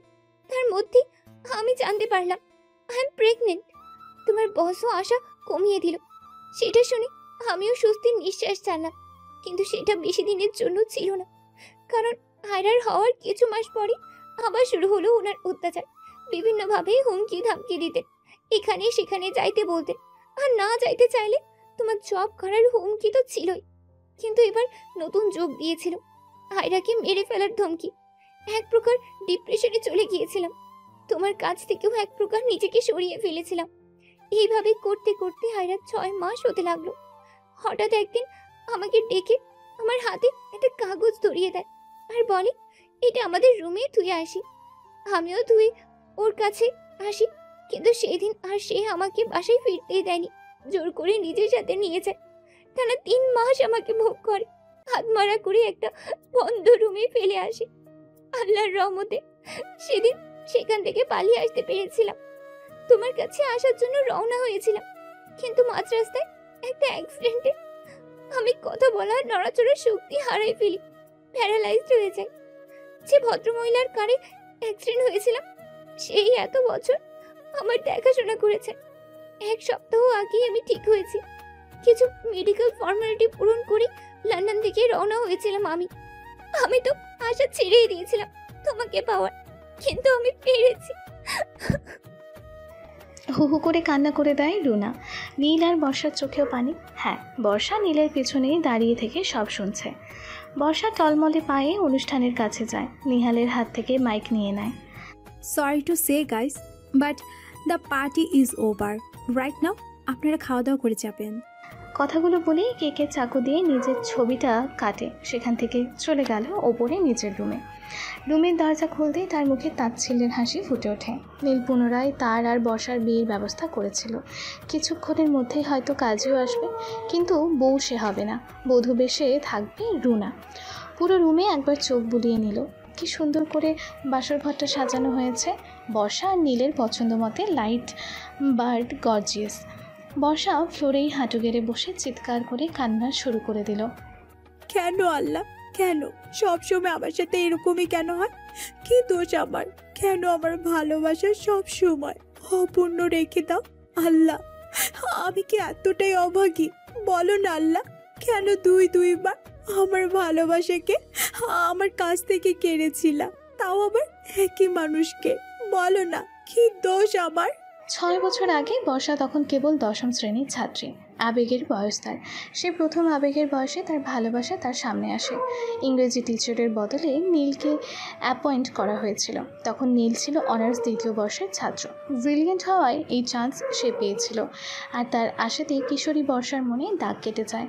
2 বছরের মতো সে ক্লাস নিয়েছিল, কিন্তু পড়াশোনার ক্ষতির কারণে সে লিভ নেয়। সেদিন খুব কান্না করেছিল বর্ষা, তার নিজের মনের কথা বলেছিল নীলকে, কিন্তু নীল তো তখন রুনার ভালোবাসায় মত্ত। বর্ষার ভালোবাসাকে সে আবেগ বলে কাটিয়ে দেয়। কিছুদিন পরেই জানতে পারে নীল এখান থেকে চলে গেছে স্কলারশিপ পেয়ে হায়ার স্টাডিজের জন্য। তারপর থেকে বর্ষা আর কোনো ছেলের দিকে তাকায়নি, কারণ তার মনে প্রাণে যে একটাই নাম। অনেকবারই তার জন্য বিয়ের প্রস্তাব এসেছিল, কিন্তু সে রাজি হয়নি। বাবার দেখাশোনার বাহানা দিয়ে কথা কাটিয়ে দিয়েছে, কিন্তু এত বছর পরে নিজের ভালোবাসার মানুষকে পেয়ে আর হারতে চায়নি। তাই তো নিজের বিয়েতে নিজের ওরকম ছবি ছাড়তেও দ্বিধা করেনি। এই একটা বছর কত কিছু না করেছে নীলের মন পাওয়ার জন্য। পেয়েছিল, কিন্তু মনটা তার অভ্যাস হয়ে গেছিল। ভালোবাসা তো একজনের নামই ছিল নীলের। সূর্যের আলোয় ঘুম ভেঙে গেল বর্ষার। উঠে বসতে চাইলে গলায় কারো ভারী নিঃশ্বাস পড়ায় থমকে যায় বর্ষা। সাইডে তাকাতেই তার চোখ যায় ঘুমন্ত নীলের দিকে। কি নিষ্পাপ লাগছে তাকে। বর্ষা নীলের গালে হাত ছোঁয়ানোর জন্য হাত উঠিয়েই নিচে নামিয়ে নেয় সে। কোন অধিকারে সে নীলকে ছুবে? কোন অধিকারই তো নাই তার। এই মানুষটার উপর যে শুধুমাত্র ওনার স্ত্রীর অধিকার আছে। বর্ষা নীলকে সরিয়ে উঠে পড়বে, এমন সময় পেছন থেকে নীল তার হাত ধরে নিজের দিকে টান মেরে ওর ওপর ফেলে দেয়। বর্ষা চোখ বড় বড় করে তাকিয়ে আছে নীলের দিকে, কিন্তু নীলের কোনো ভাবান্তর নেই সেদিকে। সে এখনও চোখ বন্ধ করেই ঘুমিয়ে আছে, বলতে গেলে ঘুমায় থাকার ভান করেছে। বর্ষাকে অবাক করে দিয়ে নীল পুনরায় ওকে টেনে বিছানায় শুইয়ে নিল। বর্ষার বুকে মাথা রেখে এক হাত দিয়ে বর্ষার উন্মুক্ত কোমর জড়িয়ে ধরে। নীল, কি করছেন? ছাড়ুন, আমাকে উঠতে হবে, ব্যাগ প্যাক করতে হবে। আর আপনি এখানে কেন? আপনার তো থাকা উচিত এখন আপনার ওয়াইফের কাছে। উনি কি মনে করবে বলুন তো? এত বছর পরে আসছে আর আপনি এখানে। আর একটা কথা বললে ঠাটায় মারবো এক থাপ্পড়। কিছু বলে না দেখে মাথা লেগেছিস তুই? কি করলাম? খালি এত ধমকান কেন? আপনি প্রথম থেকে খালি ধমকে আসছেন। কিসের জন্য? আপনি বোঝেন না? আপনার ইগনোরলেস, আপনার ব্যস্ততার কথায় পোড়ায় আমায়। তাও মুখ বুজে সব সহ্য করেছি, তাও আপনি আমার সাথে ভালো ব্যবহার করেননি। আচ্ছা একটা কথা বলেন তো, আপনার এমন কোনো মুহূর্ত মনে আছে যেদিন নিজ থেকে আমাকে নিজের কাছে টেনে নিয়েছেন? তাহলে আমার বউটাকে এত এত আদর করে কে? সেটা নীল চৌধুরী করে, কিন্তু আমার জন্য প্রথমবার নাতাশার বিয়ের রাতে আপনি বোনকে বিদায় করানোর সময় ভেঙে পড়েছিলেন, আর সেটা সামলাতে সেদিন আমার কাছাকাছি এসেছিলেন। তারপর এই তো মাস দুয়েক আগে আমি শাওয়ার নিচ্ছিলাম আর আপনি ভুল করে কাছে এসে পড়েন। ছেলে মানুষ যেভাবে একটা মেয়ে দেখে নিজেকে কন্ট্রোল করতে পারেনি, আর কয়দিন আগে নিজের কাছে টেনেছিলেন। কেন সেটা অবশ্যই আমাকে মনে করিয়ে দিতে হবে না? 2 সপ্তাহ আগে সেদিন ছিল নীল আর রুনার অ্যানিভার্সারি। নীল সেদিন রাত 8টার দিকে আসে। বর্ষা ততক্ষণ জাগনাই ছিল। আয়রাকে ঘুম পাড়িয়ে নিজে দরজা পাহারা দিচ্ছিল যে কখন আসবে নীল। 1টার দিকে টলতে টলতেই রুমে ঢুকেছিল সে। বর্ষা খাটে হেলান দিয়ে শুয়ে পড়েছিল, চোখটা লেগে এসেছিল। জোরে দরজা খোলার আওয়াজে চমকে ওঠে বর্ষা। নীলকে ওইভাবে দেখে অবাক হয়ে যায় সে। নীলকে পড়তে দেখে বর্ষা তার কাছে যায়, তাকে ধরে নীলও সম্পূর্ণ ভার ছেড়ে দেয় তার উপর। বর্ষা নীলকে বেডে শুইয়ে দিয়ে জুতা মোজা টাই সব খুলে কোটটা খুলে রেখে আয়রাকে থুয়ে আসে তার রুমে। বর্ষার রুমে ঢুকতেই নীল বর্ষাকে চাপটে ধরে নিজের সাথে মিশিয়ে নেয়। I love you. I love you so much. I can't live without you. Please. বর্ষার চোখ মুখেও খুশি ছিলে। আফটার অল ওই ওর ভালোবাসাকে ফিরে পেয়েছে এটা ভাবে। কিন্তু বর্ষাকে ভুল প্রমাণ করে নীল বলে ওঠে, Don't go. I love you, Runa. I love you a lot. বর্ষার মন ভেঙে যায় এই 2 লাইন শুনে। বর্ষা কান্না করতে করতে তার কাছ থেকে নিজেকে ছাড়ানোর চেষ্টা করে, কিন্তু পারে না। নীল মাতাল হলে কি হবে? জিম করা বডি তার। সেদিন জোর করে প্রথম নীল নিজ থেকে বর্ষাকে কাছে টেনে নেয়, কিন্তু রুনা ভেবে। কিন্তু সেই দিনকার পর থেকে নীলের ব্যবহার বর্ষার প্রতি আরও ভালো হয়, ওকে সময় দেয় মজা করে। বর্ষা উঠতে যেতেই তার হাতে ব্যথা লাগে আর সে করে ওঠে। বর্ষা কাতর গলা শুনে নীল অস্থির হয়ে যায় আর বর্ষার ক্ষত লাগা হাতটা দেখতে লাগে। কালকে বর্ষা নিজের রাগ কমাতে ভাঙচুর করে বেশি উত্তেজিত হওয়ার কারণে জ্ঞান হারিয়ে পড়ে যায় ফ্লোরে থাকা কাউচের ওপর। কালকে বর্ষা নিজের রাগ কমাতে ভাঙচুর করে বেশি উত্তেজিত হওয়ার কারণে জ্ঞান হারিয়ে পড়ে যায় ফ্লোরে থাকা কাঁচের ওপর, যার কারণে তার বাম হাত আর পা মেজরভাবে ক্ষতিগ্রস্ত হয়। নীল রুনাকে গেস্ট রুমে পাঠিয়ে নিজের রুমে আসে, দেখে রুম লক করা। অনেক ডাকাডাকির পর যখন খুলে না, তখন সে এক্সট্রা চাবি দিয়ে দরজা খুলে দেখে বর্ষার রক্তাক্ত অবস্থা। তখনই পাগলের মতো করতে পেয়ে চিৎকারের আওয়াজ শুনে সবাই ওর রুমে চলে আসে। কাব্য বর্ষাকে তুলে খাটে শোয়া দিল। নীল তখন অস্থির পাগলামি করছে, পাগলের মতো বিলাপ করছে। ডাক্তার আসে, চেক আপ করে আর ড্রেসিং করে দেওয়ার পরে যখন সবাইকে বলে সে ঠিক আছে, উত্তেজিত হওয়ার কারণে এরকম হয়েছে, তখন নীল শান্ত হয়। নীল বর্ষাকে পাঁচা কোলে তুলে নিয়ে যায় ওয়াশরুমে। ওয়াশরুম থেকে বার হতেই নীল পুনরায় বর্ষাকে কোলে নিয়ে যায়। সময় কারোর জন্যই থেমে থাকে না, আর না কাউকে থামতে দেয়। তাই তো দিন, সপ্তাহ, মাস কখন পেরিয়ে যায় বোঝাই যায় না। সময়ের সাথে সব কিছু বদলালেও বদলায় না মানুষের অনুভূতি। মানুষ সব কিছু সহ্য করতে পারলেও 2টো জিনিস তার কাছে সব সময় অসহ্য হয়ে থাকে: প্রিয় মানুষের ইগনোর আর অন্য কারো প্রতি কেয়ার। সবাই চায় তার প্রিয় মানুষটা শুধুই তার থাকবে। বর্ষা রুনাও আলাদা নয়, ওরাও এরকমটাই ভাবে, কিন্তু নিয়তি শুধু একজনেরই পক্ষে থাকে। কথায় আছে না, 2জন মানুষের সুখে কোথাও না কোথাও একজন মানুষ কষ্টে থাকে। এদের কাহিনীতেও তাই হয়েছে। ভালোবাসার পূর্ণতা পেয়েছে নীল আর রুনা, আর কষ্ট আসছে বর্ষার কাছে। সেদিন রাতে ভাঙচুর করে সেখানেই ক্ষতবিক্ষত হয়ে পড়েছিল বর্ষা। রাগে আয়না ভেঙেছিল সে, আর সেই ভাঙা কাচের টুকরার ওপর বর্ষা মাথা ঘুরিয়ে পড়ে যায়। তার জ্ঞান আসে পরের দিন। বাম হাত আর পায়ে কাঁচ ঢুকে রক্ত পড়ে শুকিয়ে গেছে। নীল একটাবারও আসেনি রুমে। বর্ষা সে কাটা হাত পা নিয়ে উঠতে যেতে আবারও পড়ে যায় নিচে, আর কাঁচগুলো ঢুকে যায় হাঁটুতে। ব্যথায় চিৎকার দিয়ে ওঠে সে। কাব্য, নাতাশা আর নীলা আসছিল বর্ষাকে দেখতে। কালকে সারা রাত দিন বর্ষা রুম থেকে বার হয়নি। নীল ও রুনাকে নিয়ে গেছে তার বাবার বাসায়, সাথে নিয়ে গেছে ছোট আয়রাকে কালকে রাতেই। নীলা, কাব্য, নাতাশা ভিতরে ঢুকে দেখে বর্ষা রক্তাক্ত অবস্থায় মেঝেতে পড়ে কাতরাচ্ছে। কাব্য তাড়াতাড়ি যেয়ে বর্ষাকে তুলে বেডে শুইয়ে দেয়। নাতাশা ডাক্তারকে ফোন দেয়। নীলা কাজের লোকেদের বলে ফ্লোর পরিষ্কার করিয়ে নেয়। বর্ষাকে ড্রেসিং করিয়ে দিয়ে চলে যায় ডাক্তার। নাতাশা আর নীলা মিলে বর্ষাকে চেঞ্জ করিয়ে দেয়। নাতাশা আর নীলা অবাক চোখে শুধু চেয়ে চেয়ে দেখছে বর্ষাকে। এত কষ্টেও মুখ দিয়ে ঠু শব্দ করছে না সে, আর না সে তার চোখ দিয়ে পানি ফেলছে, যেন কোনো পাথর। নীলা আর সহ্য করতে না পেরে চলে যায় রুম থেকে। নাতাশা এক বাটি স্যুপ আনে, খাইয়ে দিচ্ছে তাকে। বর্ষা চুপ করে স্যুপটা শেষ করে নিল। কাব্য মেডিসিন এনে দিলে সেটাও নাতাশা বর্ষাকে খাওয়াই দেয়। দেবরজি, আমার একটা উপকার করবেন? হ্যাঁ ভাবি, বলেন। আর ওইভাবে কেন বলছেন? আমাকে আমার বাসায় দিয়ে আসবেন প্লিজ। কাব্য কিছু বলতে যাবে তার আগেই নাতাশা চোখ গরম করে তাকায়। কোথাও যাবে না তুমি, এটাই তোমার বাড়ি। আমি ভাইয়াকে বোঝাবো, কিন্তু তুমি কোথাও যাবে না, ব্যাস। নরদিনী, এই বাড়ি ততদিনই আমার ছিল যতদিন আমি নীলের স্ত্রী ছিলাম, কিন্তু ওনার প্রথম বউ আসাতে আমাদের বিয়ে আইনগত কোনো মর্যাদা পায় না। ইসলামে 7টা বিয়ে করা যায়। কিন্তু তুমিও জানো তোমার ভাই কতটা ভালোবাসে রুনা আপুকে। সে আমাকে স্ত্রীর অধিকার দিল, ভালোবাসা কোনোদিন দিতে পারবে না। প্লিজ নরদিনী, জেদ করো না। আমি চাই না তোমার ভাই আমাকে ডিভোর্স দিক। আমি বাকি আজীবন ওনার স্ত্রী হয়ে কাটাতে চাই। আর নিজের স্বামীর পাশে অন্য কোনো মেয়েকে দেখার ধৈর্য আমার নেই ননদিনী। অধিকার করে পাওয়া গেলেও ভালোবাসা পাওয়া যায় না ননদিনী। সেদিন চৌধুরী বাড়ি থেকে বের হয়ে খান বাড়িতে আর যায়নি সে। ও, আপনাদের তো বলাই হয়নি, নীল আবার নাহিদ চৌধুরীর কপারের বিজনেস খাড়া করে ওনাকে দিয়েছেন। বর্ষা সোজা যে উঠে তার নানিমার বাসায়। এটা কোন জায়গা হবে? এটা আমার নানু বাসা। বর্ষা হঠাৎ করে কাব্যর হাতটা নিজের মাথায় রাখে।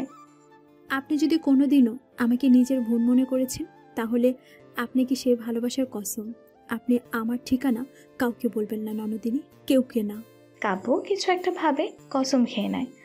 আজ 6টা মাস হয়ে গেল বর্ষা তার নানা নানির কাছে। তার নানা আগেকার আমলের জমিদারের বংশের, টাকা পয়সার অভাব নাই। তাদের একটা মাত্র মেয়ে ছিল, তার সম্পত্তির ওয়ারিস। কিন্তু বর্ষার বাবা মা পালিয়ে বিয়ে করায় তাকে তারা ত্যায্য করেন। কিন্তু বর্ষাকে তারা কোনোদিনও ফেলেনি, অনেক ভালোবাসে তাকে। বর্তমানে তাদের সম্পত্তির মালকিন সেই। বুনি। বর্ষাকে আদর করে তার নানি তাকে বুনি বলেই ডাকে। নানুমণির ডাক শুনে ধ্যান ভাঙে তার। বলো বুড়ি। তুই এই সাজের বেলায় এখানে কি করিস, তাও এই অবস্থায়? বর্ষা দৌড়ে যেয়ে তার নানুমণিকে জড়িয়ে হাউমাউ করে কান্না করে দেয়। আদরে নাতনির এরকম কান্না দেখে শাহেদা জামানেরও চোখ ভরে আসে। এই 6টা মাস মেয়েটাকে তিলে দিলে শেষ হতে দেখেছেন তিনি, কিন্তু তিনি নিরুপায়। কী বা করবেন? ভাগ্য যখন কষ্ট লেখা আছে, কে বা আটকাতে পারে তাকে? বনু, তুই গিয়ে একটা বার নীল ভাইয়ের সাথে কথা বলে দেখ বোন আমার। সে তোকে ফেলেও তার সন্তানকে কেমনে অস্বীকার করবে সে? কি করে বলি বুড়ি তোকে, কি করে বলি বুড়ি তাকে? সে যে ব্যস্ত, তার জীবন নতুন করে শুরু করতে 1 মাস বাকি। তার যে বিয়ে গো নানুমণি, তাকে ছাড়া যে আমার নিঃশ্বাস নিতে কষ্ট হয় গো। সে যে আমার আত্মায় মিশে আছে।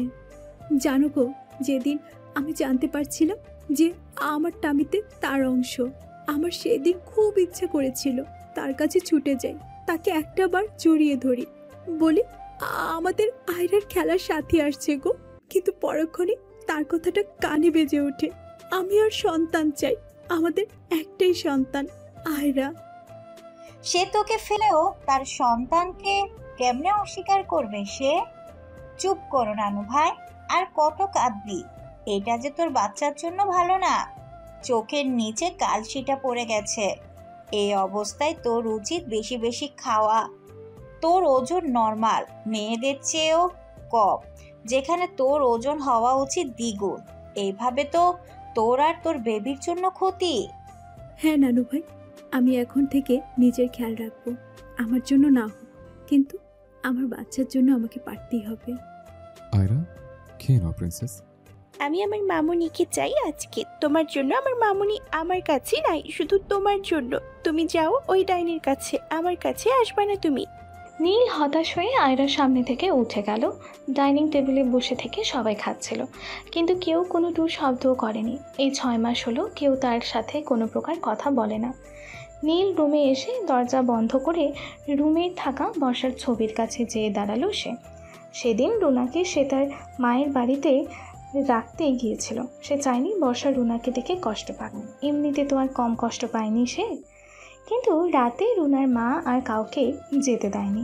নীলেরও কিছু সময় প্রয়োজন ছিল রুনাকে বোঝানোর, কারণ এখন তো স্ত্রী বর্ষা, তার দায়িত্ব, আর কোথাও না কোথাও তার ভালোবাসাও মেয়েটাকে ভালো না বেসে পারেনি নীল।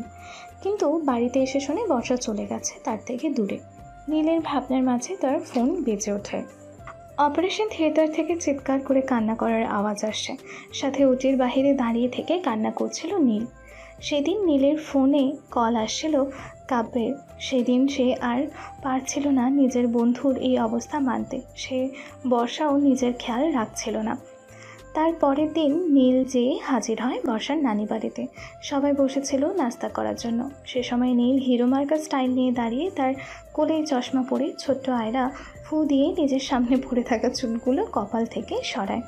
বর্ষার নানি কেবল বর্ষার মুখে ভাত তুলে দিয়েছিল। নীলকে ওইভাবে দেখে বর্ষার মুখটা হাঁ হয়ে যায়, আর মুখ থেকে খাওয়াটা আউট।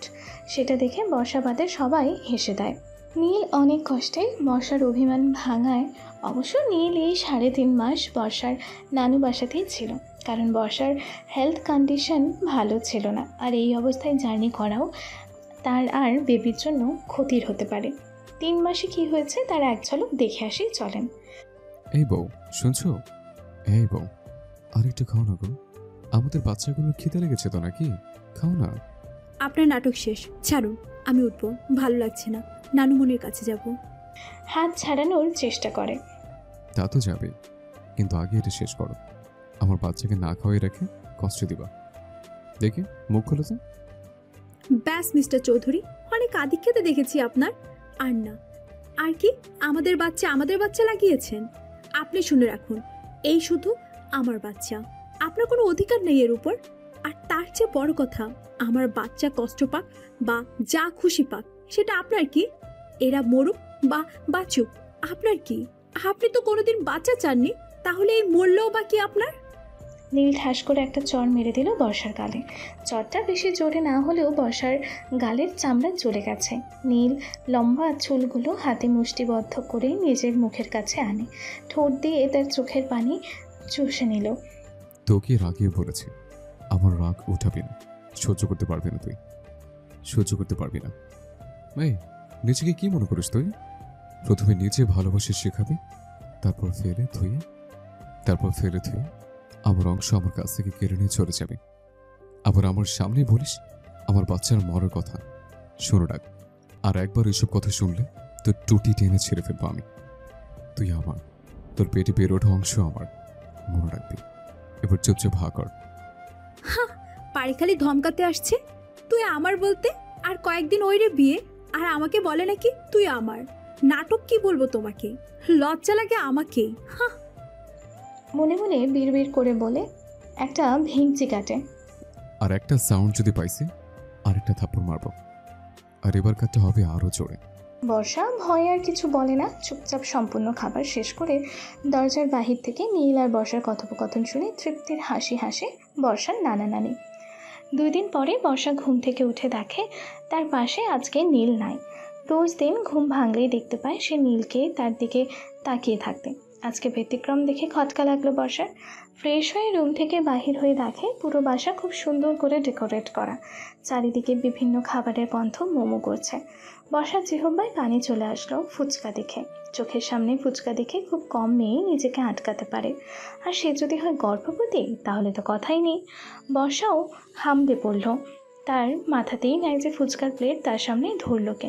খাওয়া শেষে লম্বা এক ঢেকুর তুলে চোখ উপরে তুলে সামনে থাকা মানুষটাকে ধন্যবাদ দেওয়ার জন্য, কিন্তু সামনে নীলকে দেখে তার ধন্যবাদ দেওয়ার মুড চলে যায়। একটা ভেঙচি কাটে, সেখান থেকে চলে যায়। সারা দিন চলে যায় তার আয়রার সাথে খেলে ধুলে। রাত 7টার দিকে নাতাশা আর নীলাকে নিজের রুমে দেখে চমকে যায় বর্ষা। সে কিছু বলতে যাবে তার আগেই দুই ননদিনী মিলে বর্ষাকে রেডি করানো শুরু করে দেয়। লাল জামদানি শাড়ি, গোল্ডেন পাড়ের অসম্ভব সুন্দর কারুকাজ করা। বর্ষা উজ্জ্বল গোলমটল চেহারায় দারুণ মানিয়েছে। 1 মাসে নীল বর্ষাকে বকে ভয় দেখিয়ে খাওয়াইয়ে ওর আর বাচ্চাদের কন্ডিশন ঠিক করেছে। বর্ষা কি বলবে কিছুই বুঝতে পারছে না। ননদিনী, এগুলো কি? এই অবস্থা আমাকে এরকম সংবাদ সাজাচ্ছ কেন তোমরা? কারণ আজকে আমার কিউট গোলমটল ভাবির বিয়ে, বুঝলাম। আমার বিয়ে মানে? আজকে না নীল আর রুনার বিয়ে? তাহলে?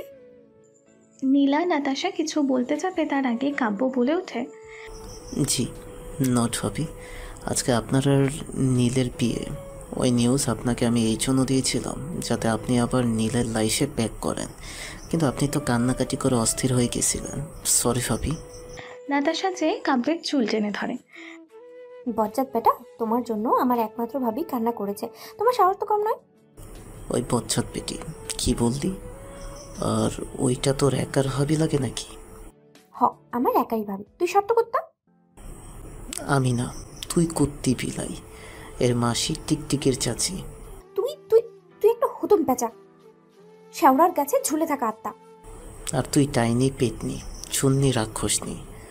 তোর বউ ওগুলো, আমি না। যা সত্য। ভাবি, কেউ মনে হয় ভুলে গেছে, আমার বউ সে। ভাবি, কাউকে বলে দাও আমি কারো বউটো না। সেটা তো আজকে রাতেই বোঝা যাবে। ওয়াইফি। নাতাশা লজ্জায় মাথা নিচু করে নেয় আর আমতা আমতা করতে করতে সেখান থেকে চলে যায়। সবাই হু হু করে হেসে দেয়। মাথায় বড় একটা ঘোমটা দিয়ে পা সাট করে বসে আছে বর্ষা। 7 মাসের পেট নিয়ে তো আর হাঁটুমুড়ি বসতে পারবে না, তাই না? প্রায় 2 মিনিট হলো তাকে রুমে আনা হয়েছে। 2 মিনিট পার হয়ে 30 সেকেন্ডের কাটায় তখন হুড়মুড় করে রুমে ঢোকে নীল। সরি জান পাখি, আমি লেট হয়ে গেলাম। আসলে কি, রোনা আর ওর হাজব্যান্ড আসছিল, ওদের আপ্যায়ন করছিলাম। হ্যাঁ, রুনা বিয়ে করেছে। তাকে বিয়ে করেছে আসিফ। নীলের অ্যাসিস্ট্যান্ট একটা ছেলে আছে 5 বছরের, তার জন্যই মূলত বিয়ে করা ছেলেও ভালো। আর রুনাকেও মা হিসেবে মানতে তার সমস্যা নাই, তাই দুজনেই বিয়ে করে নিয়েছে। বর্ষা কিছু না বলে ধীর পায়ে বিছানা থেকে নামে, নীলের সামনে যায় তাকে সালাম করার জন্য। বর্ষা ঝুঁকতে নিলে নীল তাকে ধমক দেয় আর বর্ষা ভ্যাত করে কেঁদে দেয়। হেই, আপনি পচা খালি বকেন আর ধমকান। একবার খালি আমার ছেলে আসুক, তারপর দেখাবো নে ঝাড়ি কাকে বলে, কত প্রকার ও কি কি। নীলের বুকে খিল ঘুষি মারে। নীল বর্ষার ডান হাতটা ধরে তাকে ঘুরিয়ে তার বুকে বসার পিঠ থেকে পেছন থেকে ফুলে যাওয়া পেটে হাত রাখে। আরেক হাত দিয়ে বর্ষা মাথায় থাকা এক্সট্রা ঘোমটাটা সরিয়ে দেয় আর চুলে বাঁধা কাঠিও খুলে দেয়। লম্বা কালো চুল ছড়িয়ে পড়ে পিঠ জুড়ে। সেই লম্বা চুলে মুখ ডুবিয়ে গভীর এক নিঃশ্বাস নেয় নীল। শিউরে ওঠে বর্ষা। নীলের বাঁধন খুলে দূরে যাওয়ার চেষ্টা করতেই নীল বর্ষার চুল ধরে নেয়। লজ্জায় বর্ষা মুখ লাল হয়ে গেছে, যা নীলকে আরও টানছে। নীল টুক করে 2 গালে 2টা কিস করে দেয়, এক প্রকার কামড় মেরে দেয়। কিন্তু আস্তে বর্ষা কিছু বলার আগেই তার ঠোঁট জোড়া নিজের দখলে করে নেয়। কি করে পারলো জান পাখি আমার থেকে 6টা মাস দূরে থাকতে? ব্যালকনির বাইরের দিকে তাকিয়ে নীলের প্রশ্নের জবাব দিল না বর্ষা। চুপ করে নীলের বুকে হেলান দিয়ে থাকলো। জানো কতটা কষ্টে এই 6টা মাস কাটিয়েছে, কত জায়গায় না খুঁজেছে, কিন্তু পারিনি। এক একটা দিন এক একটা চোখের মতো লেগেছে। কতটা অসহায় লাগতো, নিজেকে বলে বোঝাতে পারবো না। সেদিন যদি একটা বার আমি চাইতাম তাহলে এত কিছু হতোই না। তোমার যাওয়ার পরে আরও কেমন উদাস হয়ে গেছিল, কথায় কথায় ভাঙচুর করতো, খেতে চাইতো না, না আমার কাছে আসতো। ওর মতে আমার জন্য তার মাম্মা ওকে ছেড়ে চলে গেছে। বাড়িতে সবাই থাকতেও একা হয়ে গেছিলাম। কতবার নিজেকে শেষ করার ইচ্ছে করেছে, বলে বোঝাতে পারবো না। আমি তো মরার কথা মাথাতেও আনতে পারতাম না। যখনই ভাবতাম তুমি অন্য কারো, তখনই মনে হতো বুকের ভিতর কেউ চাকু দিয়ে বারবার আঘাত করছে। কতবার ভাবতাম আর চোখের পানি ফেলবো না, কিন্তু চোখের পানি আমার কথা শুনতো না। কত রাত জেগে চিৎকার করে কান্না করেছি, মনে যদি তোমাকে চেয়েছি, হিসাব নাই। সারাটা রাত পার হয়ে গেল দুজনার মান অভিমান আর জমে থাকা হাজারো কথা। তারপর থেকে শুরু হলো নতুন পথ চলা, নতুন সকাল, নতুন সব কিছু। এই 2টা মাস বর্ষাখালী মুগ্ধ হয়েছে নীলের আচরণে। ছোট্ট বাচ্চার মতন খেয়াল রেখেছে, ছোট্ট ছোট্ট খুঁটিনাটি নিজে খেয়াল রাখছে। রোজ রাতে বিভিন্ন গল্প বলে শুনিয়ে ঘুম পাড়িয়েছে। পেটে থাকা দুষ্টটা বাবার মতোই হয়েছে। কেয়ারিং লাথি মারে, কিন্তু আস্তে, দেখে শুনে মারে, যাতে তার মাম্মাম কষ্ট না পায়। সারাদিন আয়রা আর আয়হান পেটের দুষ্টুর নাম, দুইজন মিলে সে কি গল্প জোড়ে। বেচারা তো আর কথা বলতে পারে না, তাই লাথি দিয়ে তার উত্তর জানায়। আর সেটা দেখে খিলখিল করে হেসে ওঠে আয়রাটা। ডেলিভারি ডেটে এখনও 7 দিন বাকি আছে। এখন থেকেই নীল সব কিছু এক্সট্রা দেখছে। রাত পহরে উঠে বর্ষার পেইন হচ্ছে কি না দেখতে ওয়াশরুমের বাইরে দাঁড়িয়ে থাকে। যদি কোনো প্রয়োজন, সম্পূর্ণ বাড়ি কার্পেটে মুড়িয়ে দিয়েছে, এমনকি ওয়াশরুমেও ওয়াটারপ্রুফ কার্পেট বিছানো। সেদিন রাতে বর্ষা নীল ঘুমিয়ে আছে। নীল 5 মিনিট আগেই উঠে দেখেছে বর্ষার গতিবিধি, দেন আবারও ঘুমিয়ে গেছে। ঘুমের মাঝে হঠাৎ বর্ষার পেটে মোচড় দিয়ে উঠল, আর বর্ষা ঘুমের ঘরে চিল্লিয়ে উঠল মা বলে। বর্ষার চিৎকারে নীল ধর ফুরিয়ে উঠল। বর্ষাকে ঘামতে আর ছটফট করতে দেখেই নীলের অস্থিরতা বেড়ে গেল। সময় নষ্ট না করে বর্ষাকে কোলে করে নিয়ে ছুটল। গাড়ি নিয়ে পৌঁছে গেল হসপিটালে। হঠাৎ করে ওয়াটার ব্রেকের সাথে ব্লাড দেখতে পেয়ে আরও ঘাবড়ে গেল। ডাক্তারেরা নীলকে সহ নিয়ে গেল বর্ষার সাথে। কিন্তু ঘটল বিপত্তি। বর্ষাকে ইঞ্জেকশন লাগাতে দেখে নীল চিৎকার দিয়ে জ্ঞান হারিয়ে ফেলল। আর জ্ঞান ফেরার পর থেকে বর্ষার চিৎকার শুনছে আর কান্না করছে। কেউ পারেনি তাকে ওটির দরজার কাছ থেকে সরাতে। দীর্ঘ অপেক্ষার ফলস্বরূপ বর্ষা নীলের ছেলে মিয়ান চৌধুরী আয়ান দুনিয়াতে আসলো। নীলের শ্বাস আটকানোর উপক্রম। বর্ষার দাদুজান নিয়ে গেল নীলকে ওর সাথে। নীল আজান দিয়ে ব্যাগ ভর্তি মিষ্টি নিয়ে প্রবেশ করলো হসপিটালে। পুরো হসপিটালে মিষ্টি বিতরণ করেছে 2 নানা এবং নাতি জামাই। আজকে 7 দিন পরে বর্ষাকে নিয়ে ফিরল বাসায়। পুরো বাড়িতে হইচই শোনা যাচ্ছে। রাতে বর্ষা আয়ানকে ফিডিং করিয়ে আয়রার পাশে কোলবালিশ দিয়ে ঘিরে শুইয়ে দিল। আয়ান একেবারে আয়রার কার্বন কপি, বলতে গেলে দুটাই নীলের হাত পেয়েছে। বর্ষা আয়ানকে শুইয়ে একটা শাল নিয়ে চলে গেল ব্যালকনিতে। নীল আগে থেকে সেখানে বসে থেকে সারা শহরে চোখ বোলাচ্ছে। বর্ষা নীলের বুকে মাথা রাখতেই নীল চাদরটা দিয়ে দুইজনকে ঘিরে ধরল। আমি যদি কোনোদিন না থাকি তাহলে কি করবো জান পাখি? কি বললি? আবার বল। আই এম সিরিয়াস জান পাখি। ধর আমি কালকে সকালে না উঠলাম, তখন নিজেকে শেষ করে দিব। যে জীবনে নীল নাই সে জীবন রেখে লাভ নেই। এক থাপ্পড় দিব। ও নিজে যে যখন বলো তার বেলায় শুনে রাখো, তুই আমার, তেমনি তোর সাথে বাঁচার মরার অধিকারও আমার। একা একা মরবি আর ওই কবরে থাকা চুড়েলগুলোর সাথে ফষ্টি নষ্টি করবি, আর আমি বসে বসে কাঁদবো নাকি? তোর উপর কারো নজর আমি সহ্য করব না। ভালোবাসি জান পাখিটা। এই তুইটা কে? এখন তুই আমার, তুই। আমিও ভালোবাসি অনেক বেশি। আর আমাদের বর্ষা আর নীল আয়রার কথা শুনে হেসে দেয়, আর ওদেরও নিজেদের সাথে চাদরে জড়িয়ে নেয়। ছোট্ট নীল তার ছোট্ট ভালোবাসার ঘর, যার সাক্ষী এই আকাশ আর এই তারারা।